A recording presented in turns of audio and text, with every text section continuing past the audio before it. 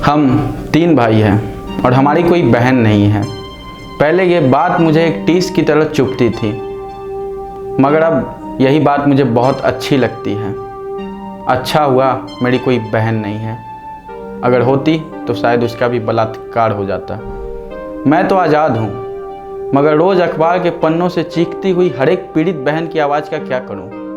यह आवाज़ मुझे सोने नहीं देती है, एकदम से बेचैन कर देती है। बलात्कार क्या होता है? बलात्कार क्यों होता है? बलात्कार क्या छोटे कपड़े पहनने से होता है? बलात्कार क्या देर रात घर से बाहर घूमने से होता है? बलात्कार क्या अनजान लड़कों के साथ दोस्ती करने से होता है? बलात्कार नहीं, बिल्कुल भी नहीं। बलात्कार होता है जब आप अपने दोस्तों के साथ किसी नुक्कड़ पर चाय पीते हुए सामने से गुजरने वाली हर एक लड़की को सिर्फ अपनी आंखों से देखकर ही नंगा कर देते हैं, तब होता है बलात्कार। बलात्कार होता है जब आपके दिमाग में भरी हुई हवस आपकी आंखों से झांक कर किसी लड़की की टाइट जीन्स तो किसी की ब्रा की स्ट्रिप्स देखने की कोशिश करती है, तब होता है बलात्कार। बलात्कार की मानसिकता हमारे अंदर तब उत्पन्न होती है जब सामने से कोई लड़की मदद की गुहार भी लगाती है, तब भी हम उसमें एक हवस बुझाने वाली वस्तु ही देख पाते हैं। कुछ डाटा मैं आपके सामने प्रस्तुत करना चाहता हूँ। नेशनल क्राइम रिकॉर्ड्स ब्यूरो की 2019 की डाटा बताती है कि प्रतिदिन हमारे महान देश में करीब 87 रेप के केसेस आते हैं। अगर ये डाटा सुन के भी आपका खून नहीं खौलता तो खून नहीं, पानी है। चलिए और कुछ केसेस के बारे में बताता हूँ, शायद आपकी नींद खुल जाए। 19 मार्च एक 12 साल की दलित बच्ची के साथ बलात्कार हुआ उसके भाई और चाचा के द्वारा।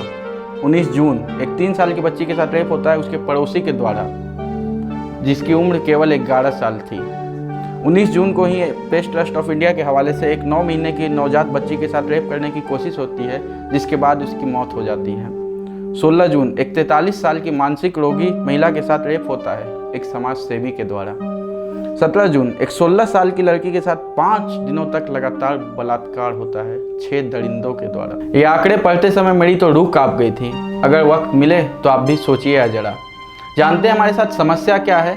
जब भी हमारी किसी बहन बेटी की आबरू लूटी जाती है किसी इंसान के रूप में हवसी दरिंदे के द्वारा, तब उसमें भी हम लग जाते हैं अपनी अपनी जात और धर्म ढूंढने और अपनी आवाज़ उठाते हैं अपनी अपनी जात और धर्म के हिसाब से। पर हम ये भूल जाते हैं कि किसी भी बलात्कारी का कोई जात और धर्म नहीं होता। इस पर मैं बस इतना ही बोलना चाहता हूँ कि अगर बलात्कार में भी तुम्हें जात धर्म नजर आता है, यकीन मानिए आपकी सोच का बलात्कार हो चुका है।